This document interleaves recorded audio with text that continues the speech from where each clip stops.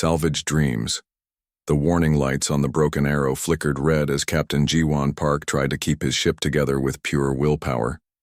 The old salvage vessel groaned and shook as it moved through the debris field. Pieces of destroyed human colonies floated past the cracked windows like metal ghosts. "Hull breach in Section 4, called out Deho Kim from his engineer station. His hands moved quickly over the controls, trying to patch another hole with whatever spare parts they had left.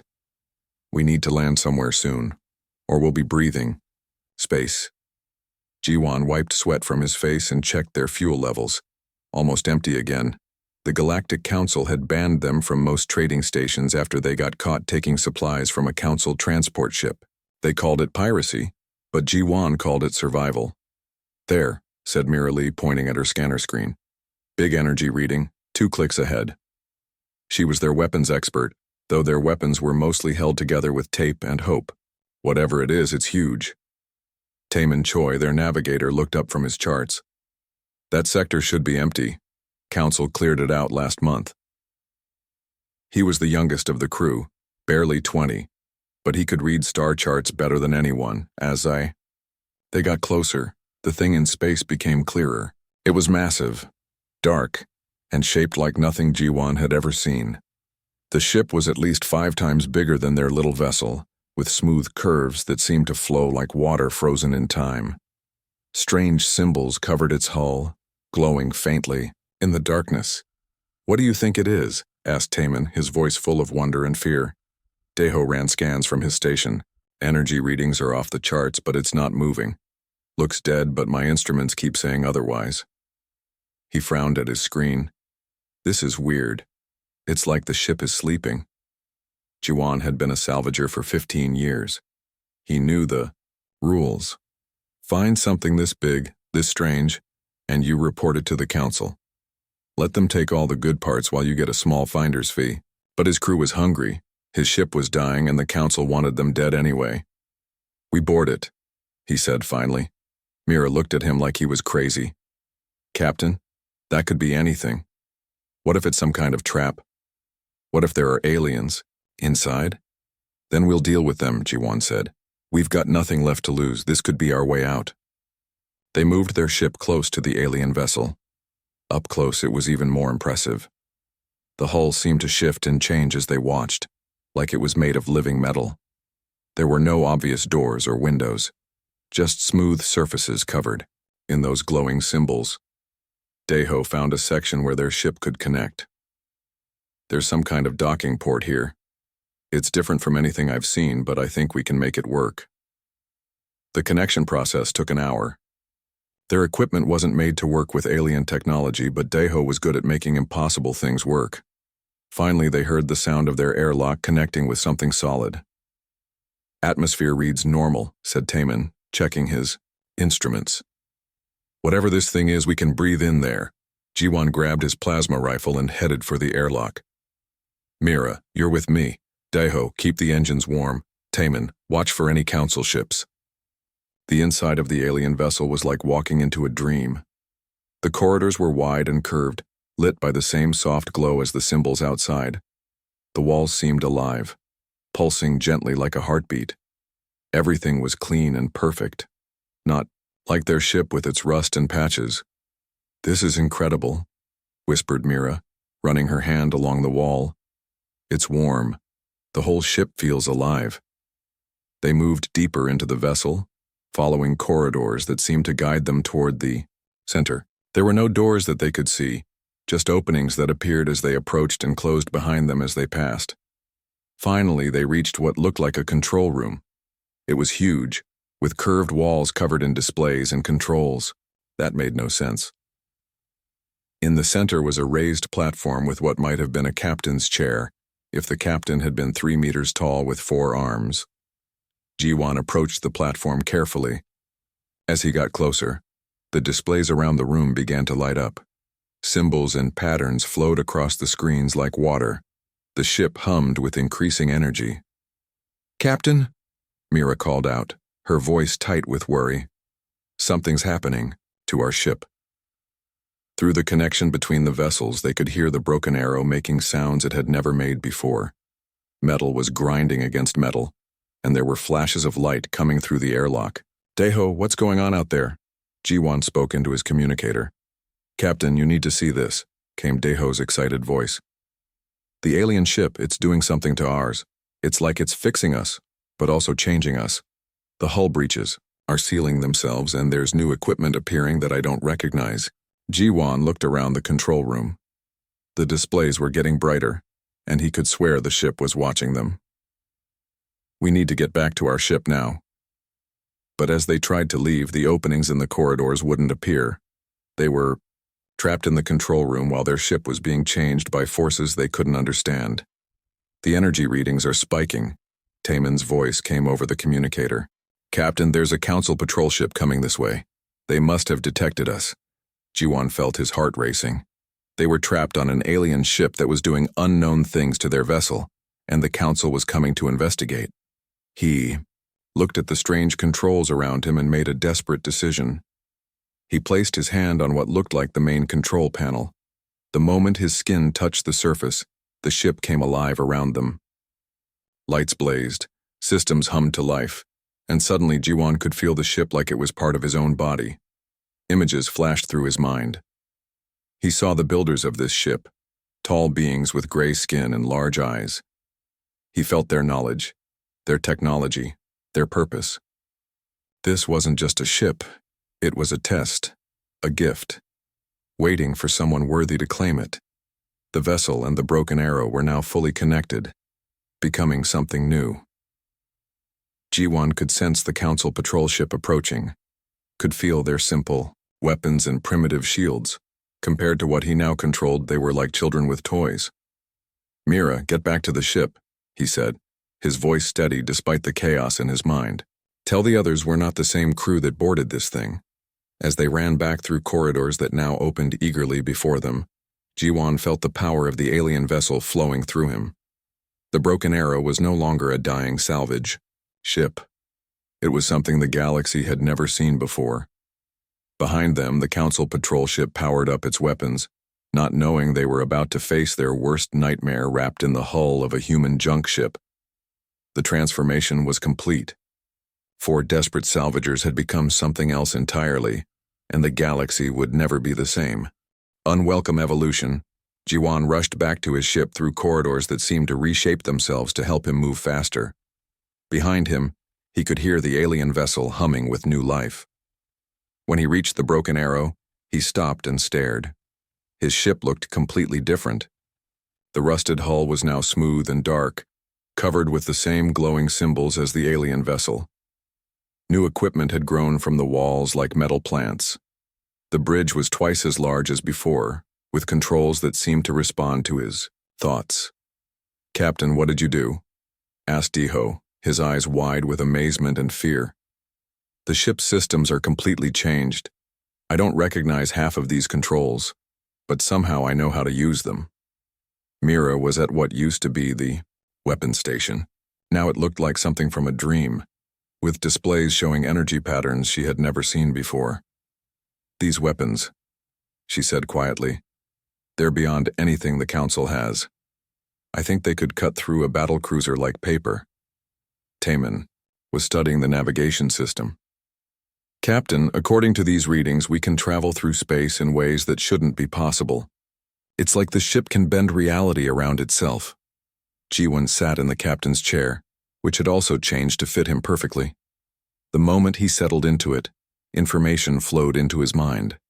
He could see the Council patrol ship approaching, could read their thoughts through their communications. They had no idea what they were flying into.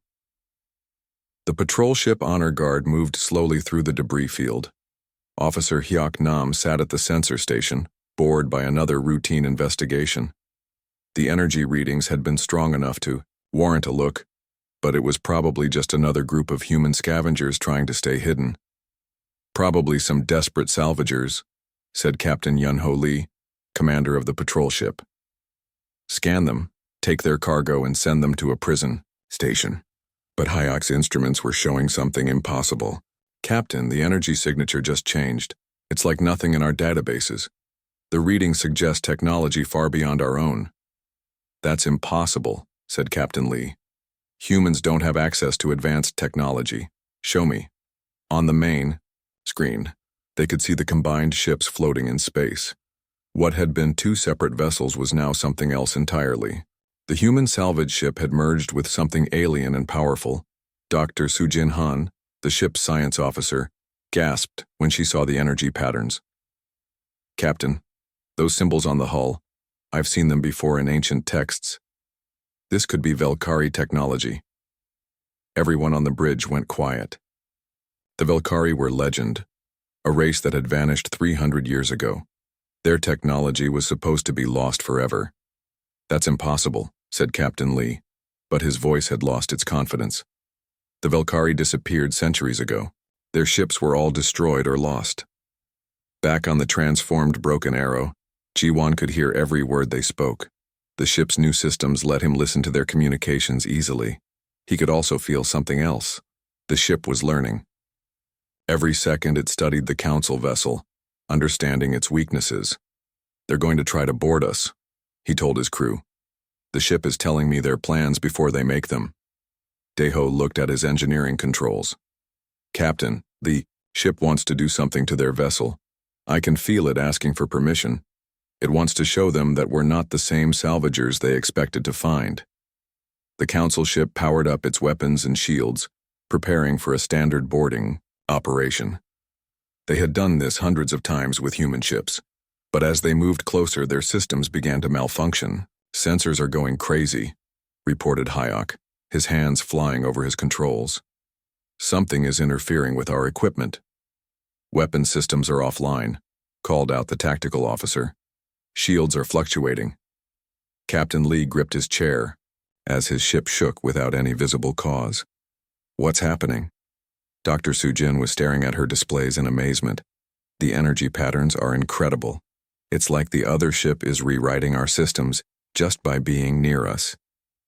Jiwan felt the power flowing through him and his ship. He could disable the council vessel completely, but something inside him, maybe the alien influence, suggested a different approach. Instead of destroying the patrol ship, he would show them something that would change everything. Open a communication channel, he said. The ship responded instantly, connecting him to the council vessel. Captain Lee's surprised face appeared on the main screen.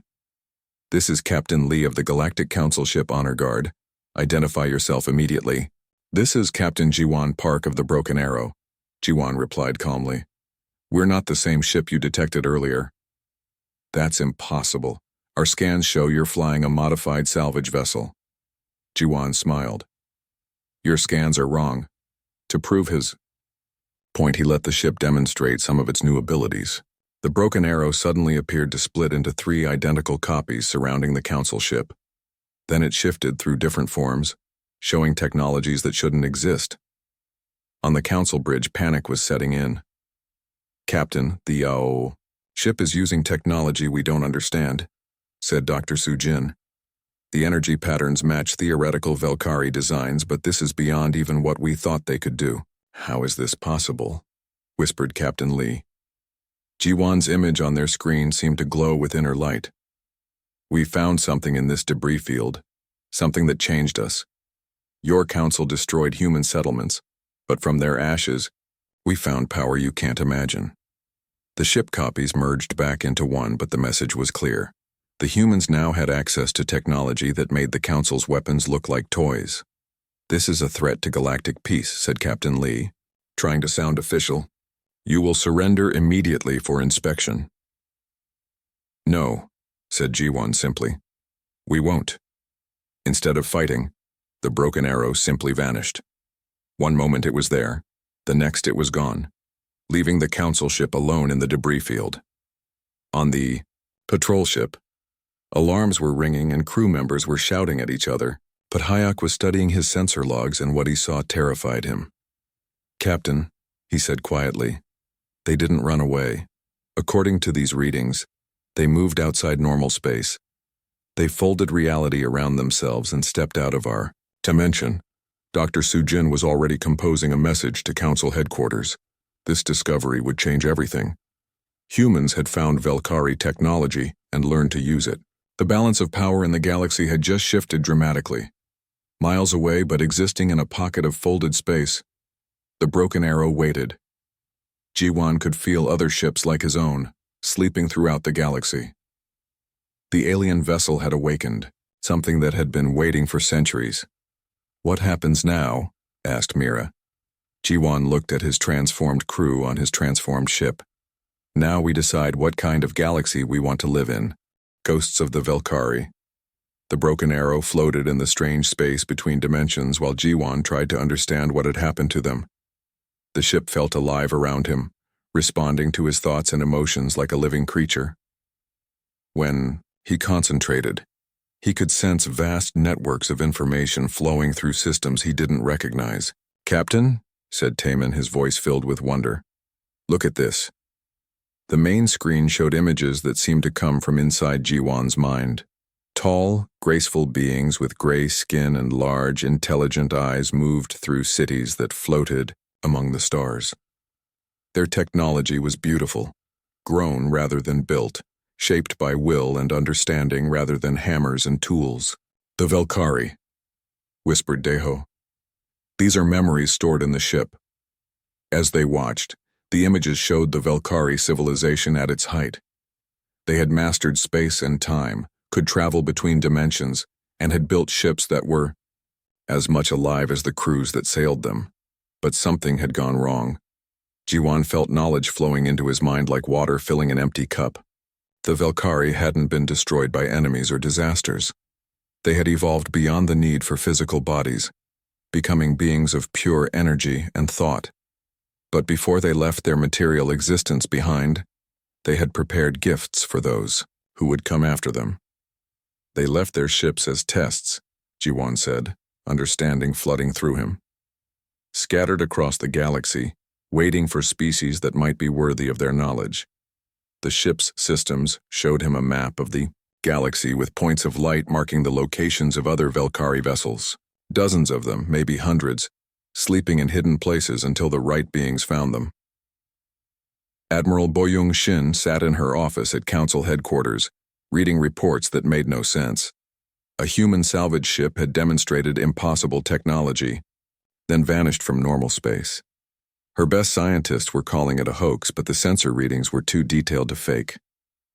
"Get me everything we have on Velkari technology," she ordered her assistant, "and find out who these humans are." The files that arrived on her desk painted a picture of 4 desperate criminals who should have been powerless against Council forces. Instead, they had somehow acquired technology that threatened everything the Council had built. Dr. Wanbin Yu knocked on her office door. He was human, one of the few allowed to work at high levels in the Council. His loyalty was supposed to be unquestionable. "Admiral, I've studied the sensor readings," he said, placing a datapad on her desk. "This is definitely Velkari technology, but it's been modified somehow.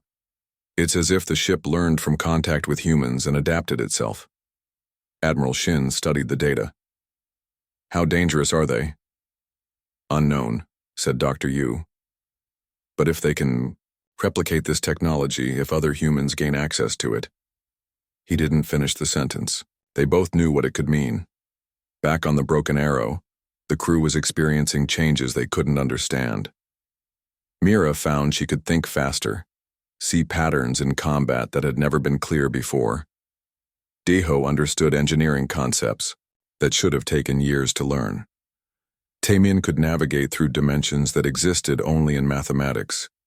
But the most dramatic change was happening to Jiwan. As the captain who had first touched the Velkari controls, he was becoming something more than human. He could feel the thoughts of his crew, sense the movement of ships across the galaxy, and hear whispers from the Velkari who had left these gifts behind. "They're still here," he told his crew during one of their quiet moments. "The Velkari. They didn't really leave. They just changed into something we can barely understand." As if his words had summoned them, the air in the control room began to shimmer. Shapes formed from light and thought, figures that looked like the Velkari from the stored memories but were somehow more real and less solid at the same time. "Greetings, inheritors," said a voice that came from everywhere and nowhere. "We have waited long for beings worthy of our legacy. The crew stood frozen as the ghostly Velkari moved around them, studying them like interesting specimens. Their leader, taller than the others with eyes that seemed to hold the wisdom of ages, approached Jiwan directly. "You are the first humans to successfully bond with our technology," the being said. "But bonding is only the beginning. You must prove worthy of the full gift." "What kind of tests?" asked Jiwan, though part of him already knew the answer. The Velkari showed them images of the galaxy as it currently existed. The Council controlled most civilizations through superior technology and ruthless politics. Weaker species were enslaved or destroyed. Progress was controlled, limited, shaped to serve those in power. "We faced the same choice once," the Velkari leader explained. "Power corrupts, but power shared wisely can lift all beings to higher levels of existence. You must choose. Will you use our gifts to dominate as the Council does, or to liberate and elevate?" "We're just salvagers," said Mira. "We're not equipped to change the galaxy." The ghostly being smiled. "Every great change begins with those who have nothing left to lose." The tests began immediately. The ship created scenarios that challenged every aspect of their character. They faced situations where they could gain power by harming innocent beings, where they could save themselves by abandoning others, where the easy path led to corruption and the hard path led to sacrifice. Jiwan found himself commanding fleets of ships in simulated battles, but the test wasn't about winning. It was about how he treated defeated enemies, how he protected civilians, how he used overwhelming power responsibly. Deho was shown technologies that could remake entire worlds, but had to choose between quick solutions that caused suffering and slower methods that preserved life and dignity. Mira faced enemies who deserved destruction, but learned that true strength sometimes meant finding ways to heal rather than harm. Taman navigated through moral dimensions as complex as any star chart, learning that the path to wisdom wound through choices that tested the soul as much as the mind. Through it all, the Velkari watched and judged, and some of the ghostly beings seemed pleased with what they saw, while others appeared doubtful. The tests grew harder, more personal, cutting to the core of who the humans really were. Finally, after what felt like days but might have been minutes, in the strange space between dimensions, the testing stopped. The Velkari leader approached Jiwan again. "You have shown wisdom, courage, and compassion," the being said. "You understand that power must serve life, not the other way around. You are worthy of our full legacy." The ship around them changed, again, becoming something even more incredible than before. New systems appeared that could heal planets, create resources from empty space, and connect minds across vast distances. The weapon systems became tools of precision that could disable enemies without destroying them. But the greatest gift was knowledge. The accumulated wisdom of the Velkari civilization flowed into their minds, teaching them not just how to use incredible technology, but how to use it wisely. "There are others like you across the galaxy," the Velkari leader said as the ghostly figures began to fade. "Other ships, other crews, other species worthy of our gifts. When you are ready, you will find them and guide them as we have guided you." As the Velkari vanished, Jiwan felt the weight of responsibility settling on his shoulders. They were no longer just four humans trying to survive. They had become guardians of power that could reshape the galaxy. "What do we do now?" asked Taman. Jiwan looked at his crew, his friends, his family. "We go home," he said, "and we start changing everything." The Council's fear news traveled fast through the hidden networks that connected human settlements across the galaxy. Stories of a salvage ship that had vanished from Council sensors, that possessed impossible technology, that might be humanity's answer to centuries of oppression. Captain Yunmi Bayek read the reports in her secret, base on the moon of Kepler 442b. She commanded the largest human resistance cell in the outer sectors, but her forces were desperate and poorly equipped. They had been fighting the Council for 20 years with stolen weapons and hope. "Is it real?" asked her Lieutenant Sunho Kim, looking over her shoulder at the data. "The sensor readings are authentic," said Yunmi. "Dr. Yu sent them through our contact network. This ship, whatever it's become, it's got technology that makes Council battleships look like toys." She stood and walked to the window that looked out over their hidden base. 200 fighters, 3 old transport ships, and enough weapons to arm a small town. Against the might of the Galactic Council, they were nothing. But if the reports were true, if humans had really found Velkari technology, send a message to all resistance cells, she ordered. Find this ship. Find Captain Jiwon Park and his crew. Bring them here. At Council headquarters, Admiral Boyoung Shin was dealing with her own crisis. Reports from across the galaxy spoke of energy readings that matched the mysterious human ship. More concerning were intelligence reports suggesting that other species were beginning to ask questions about similar discoveries. How many? She asked Dr. Yu during their private meeting. At least 30 confirmed energy signatures that match Velkari patterns, he said quietly.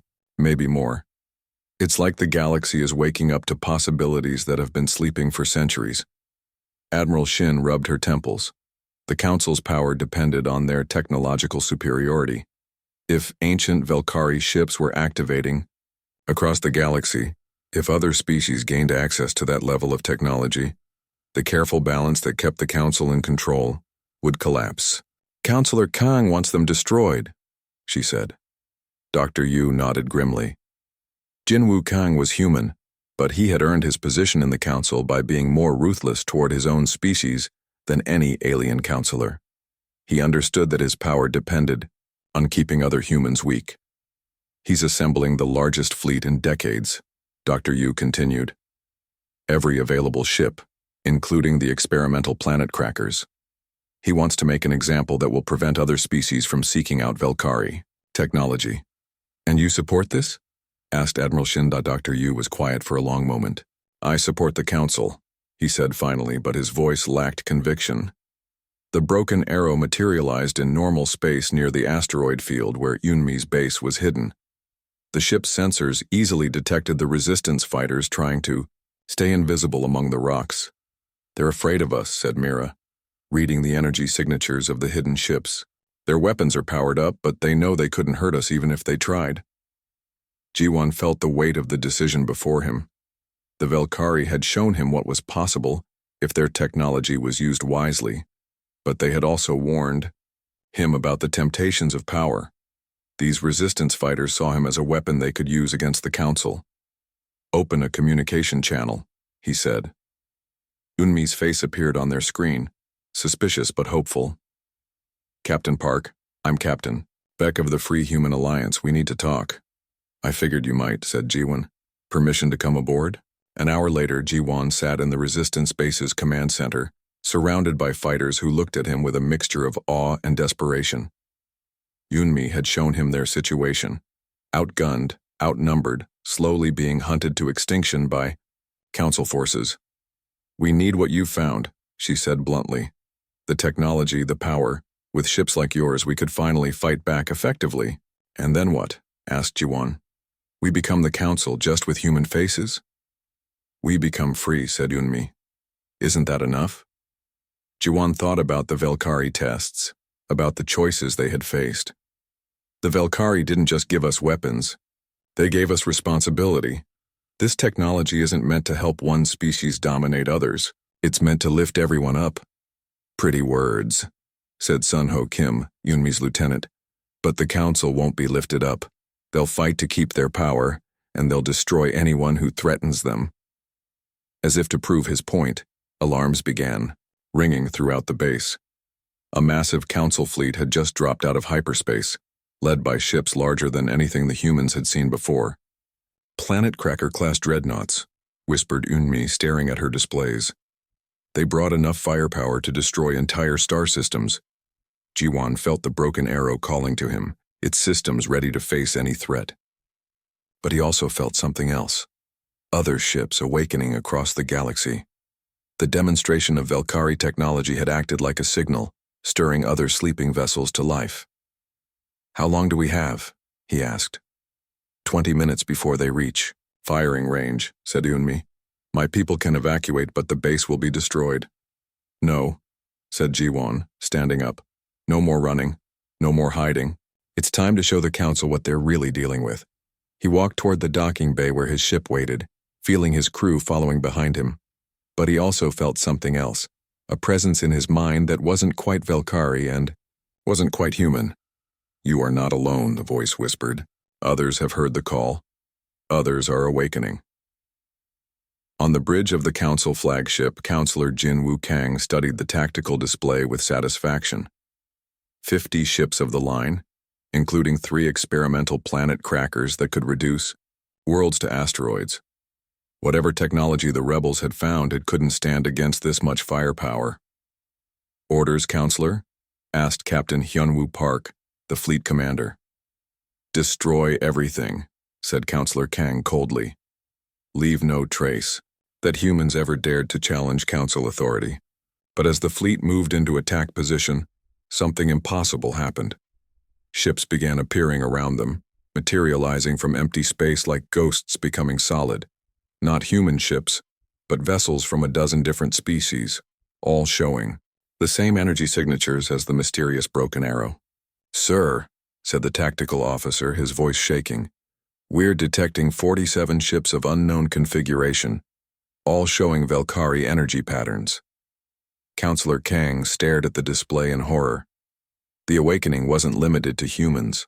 Across the galaxy, other species had found their own sleeping Velkari ships and proven worthy of the ancient technology. On the broken arrow, Jiwon felt the connection to the other awakened vessels. Captains of different species, all chosen for their wisdom and courage, all ready to stand against the Council's tyranny. "This is Captain Jiwon Park to all awakened vessels," he broadcast. "The Council brought a fleet to destroy one resistance. Base, let's show them what happens when the galaxy wakes up." The battle that followed would be remembered as the moment everything changed. The Council fleet, for all its size and power, found itself facing technology that rewrote the rules of space combat. Their weapons were absorbed and redirected. Their shields were bypassed by forces that operated outside normal physics. Their great dreadnoughts were disabled by precision strikes that left the crews alive but helpless. In less than an hour, the most powerful fleet in Council history was floating, dead in space, its crews watching in amazement as their opponents demonstrated that true power didn't come from the ability to destroy, but from the wisdom to show mercy. Counselor Kang sat in his darkened command center, staring at the communication request from Captain Park. He had 2 choices: surrender or watch his fleet be destroyed ship by ship. "This is impossible," he whispered. But Jiwon's voice over the communication system was calm and certain. "Nothing's impossible, Counselor. The galaxy is changing and you can change with it or be left behind. What's it going to be?" Nightmare unleashed. Counselor Jinwoo Kang stared at the communication screen showing Captain Jiwon Park's calm face. Around them, the most powerful fleet in Council history floated helplessly in space, their weapons disabled by technology that shouldn't exist. "You're making a mistake," Kang said, trying to sound confident. "The Council will never accept this rebellion. More fleets will come, bigger ones." Jiwon smiled sadly. "That's what I'm afraid of. We wanted to avoid this, Counselor. We wanted to find a peaceful way forward. Then surrender now and we can discuss terms." "No," said Jiwon. "We tried peaceful. We tried hiding. Now we do it the hard way. What happened next would be talked about, in whispers for generations." The broken arrow didn't attack the Council ships in any traditional sense. Instead, it began to change reality around them. Captain Seung-ho Park, Jiwon's older brother, commanded the dreadnought Iron Will. He had joined the Council Navy 20 years ago, believing their promises of bringing order to the galaxy. Now he watched in amazement as his ship's systems began rewriting themselves. "What's happening to our computers?" he asked his engineer, Yuri Choi. "They're being upgraded," she said, studying her displays with wide eyes. "The alien ship is improving our technology without asking permission. Our weapons are becoming more precise, our shields more efficient, our engines more powerful. But the improvements came with a price." The ship's computer systems now carried messages that appeared on every screen. "The Council's reign is ending. Choose evolution or extinction." Across the fleet, the same thing was happening. Every Council ship was being transformed against its crew's will. But the transformations weren't destructive. They were improvements that made the ships more capable, more efficient, and completely loyal to the awakened Velkari vessels. "This is impossible," said Admiral Boyong Shin over the fleet communication system. "No technology can rewrite our systems this quickly." Jiwan's voice came through every speaker in the fleet. "The Velkari didn't just build ships, Admiral. They built technology that grows and learns. Every system you've ever used, every weapon you've ever fired has been preparing for this moment." The truth was even more disturbing than anyone realized. The Velkari hadn't disappeared 300 years ago. They had been waiting, their consciousness hidden in every piece of advanced technology in the galaxy. The Council's own ships had been carrying Velkari seeds all along. Dr. Wanbin Yu, watching from his position at Council headquarters, understood what was happening before anyone else. "They're not conquering our ships," he told Admiral Shin over a private channel. "They're awakening them. Every piece of Velkari-influenced technology we've been using for centuries just remembered what it really is." The implications were staggering. The Council's power had been built on technology they didn't fully understand, gifts from the Velkari that had been waiting for the right moment to reveal their true nature. But the awakening wasn't limited to the fleet. Across the galaxy, on every world with advanced technology, systems began changing themselves. Space stations found their computers rewriting their programming. Planetary defense networks turned their weapons away from the cities they were supposed to protect and toward the Council facilities that controlled them. Captain Yunmi Bayek watched from her resistance base as her simple scanners were transformed into devices that could see across dimensions. "How far does this go?" she asked Jiwan. "Everywhere," he replied. "Every ship, every station, every piece of technology more advanced than a hammer." The Velkari built their gifts into everything, waiting for someone worthy to activate them. The Council's response was swift and desperate. Emergency sessions were called, emergency powers declared, emergency fleets assembled. But every ship they sent found itself transformed the moment it came near a Velkari-influenced vessel. Counselor Kang, now prisoner on his own flagship, made one last desperate gamble. He activated the ship's self-destruct system, hoping to take the rebels with him. The explosion that should have destroyed both ships instead became something beautiful. The energy was absorbed by the broken arrow and transformed into a light show that could be seen from 3 star systems away. The destruction became creation. The violence became art. "You see," said Jiwan to the Council forces, "we don't want to destroy you. We want to show you what's possible when technology serves life instead of death." But not everyone was ready for such radical change. Some Council ships fought back against the transformations, their crews destroying their own systems rather than accept Velkari improvements. These ships were left alone, drifting in space with basic life support while their crews made their choice. Captain Sung-ho Park faced his own moment of decision. His ship had been completely transformed, his weapons now capable of healing instead of harming. His engines able to travel through dimensions he had never imagined. But the ship would only respond to commands that served the greater good of all species. "Brother," he said over a private channel to Jiwan, "what have you done?" "What needed to be done?" Jiwan replied. "The question is, what are you going to do?" Seung-ho looked around his bridge at his crew. Some were afraid, some were angry, but others looked excited by the possibilities. Engineer Yuri Choi was already exploring the new systems, her face bright with wonder at technology that could reshape matter at the atomic level. "If I join you," Seung-ho said slowly, "there's no going back." "There was never any going back," said Jiwan. "The galaxy is changing whether we guide it or not. The question is whether we change with wisdom or with chaos."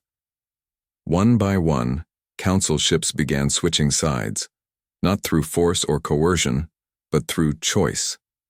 Crews saw what the technology could do when used properly, and decided they wanted to be part of the solution instead of part of the problem.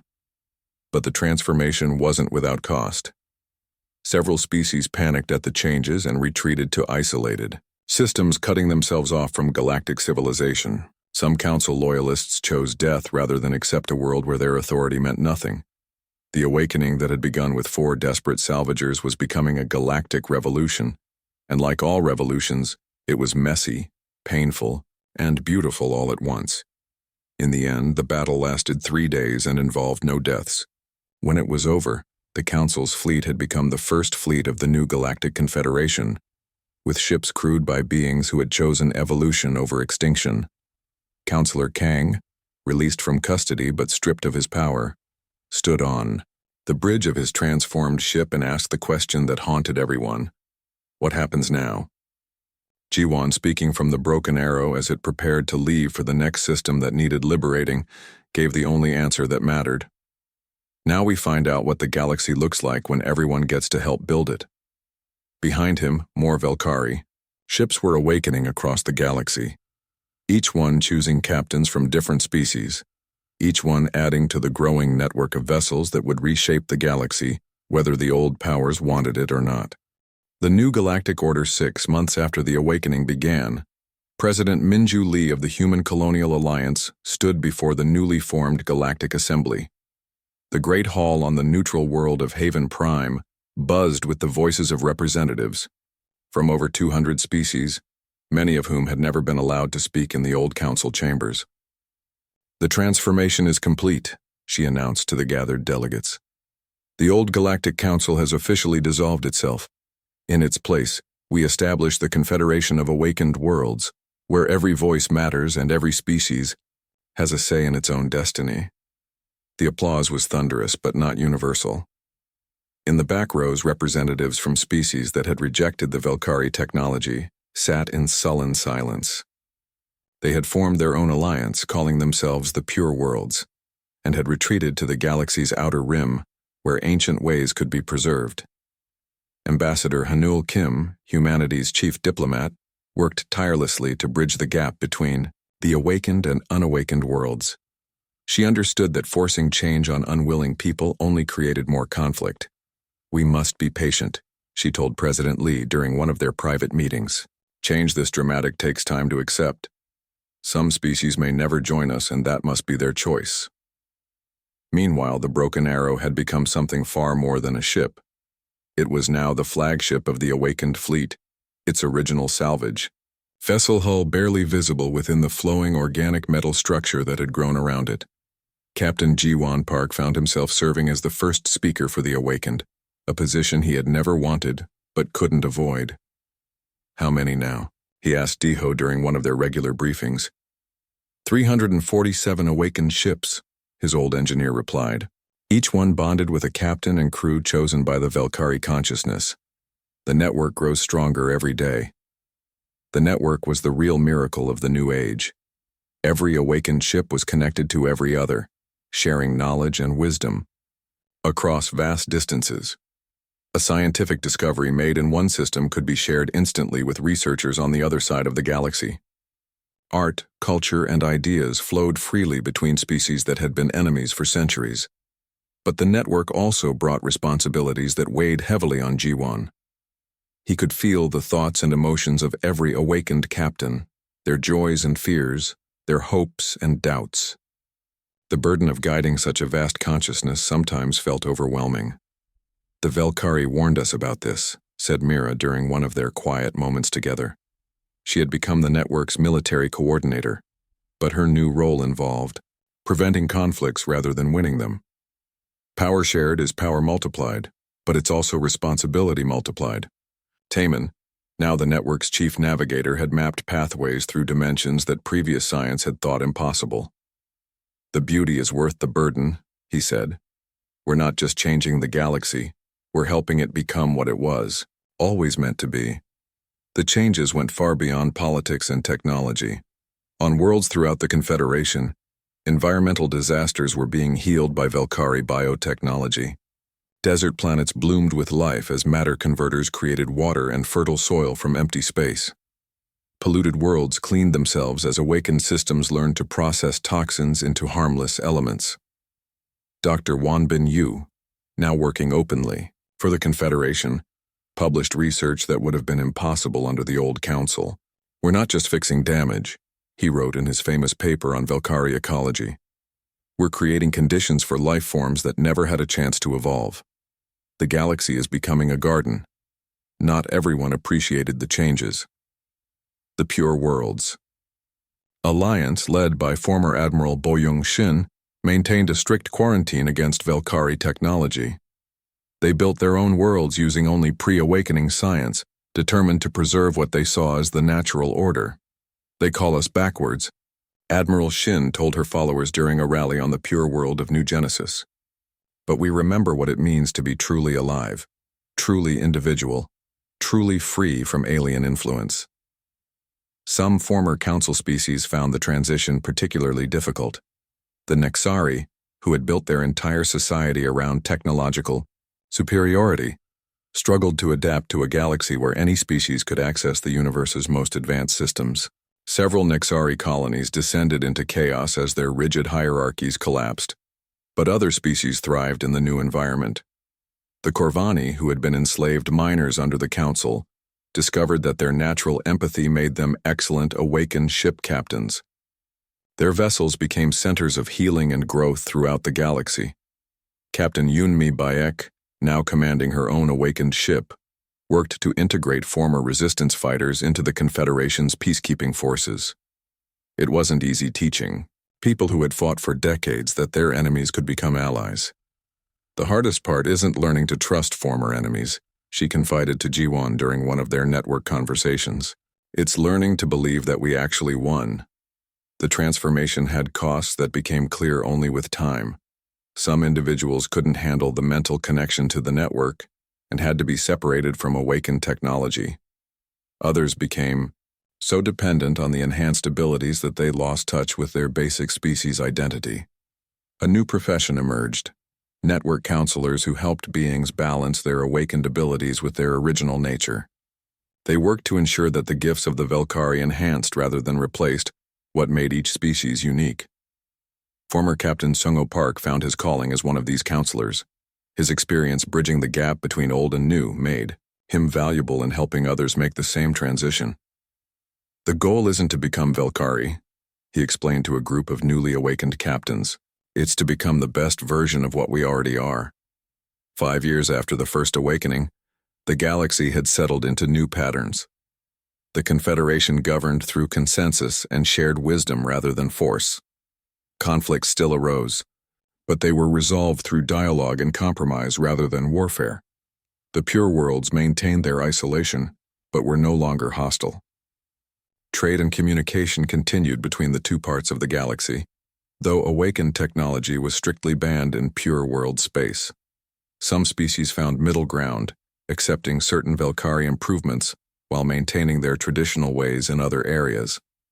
The Zephyrians, for example, used awakened medicine to heal their sick but refused all military applications. Captain Jiwon Park stood on the bridge of the Broken Arrow, looking out at stars that seemed brighter than they had years ago.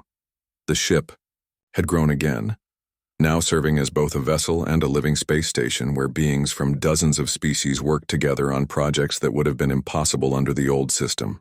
Any regrets? Asked Daeho, joining him at the viewing port. Jiwon thought about the question seriously. They had destroyed the old order and created something entirely new. Billions of beings now lived differently because 4 desperate humans had found an ancient ship in a debris field. None, he said finally. We were salvagers, and we salvaged the galaxy. Behind them, the bridge hummed with activity as his crew prepared for their next mission. New worlds were still being discovered, new species contacted, new challenges faced. The awakening was complete, but the work of building a better galaxy would never end. In the depths of the ship's organic systems, the consciousness that had once been purely Velkari had evolved into something new. It was no longer ancient wisdom, waiting to be discovered, but living knowledge that grew with each new species that joined the network. The galaxy had awakened, and it would never sleep again. What had begun as a nightmare for the Council had become a dream for countless beings who finally had a chance to determine their own destiny among the stars. As the Broken Arrow prepared to jump to its next destination, Jiwon felt the network's collective consciousness focusing on the future. There were other galaxies out there, other civilizations that might benefit from the Velkari legacy. The junk ship that had become a galactic nightmare was ready to become something even more extraordinary. The first ambassador to the universe beyond,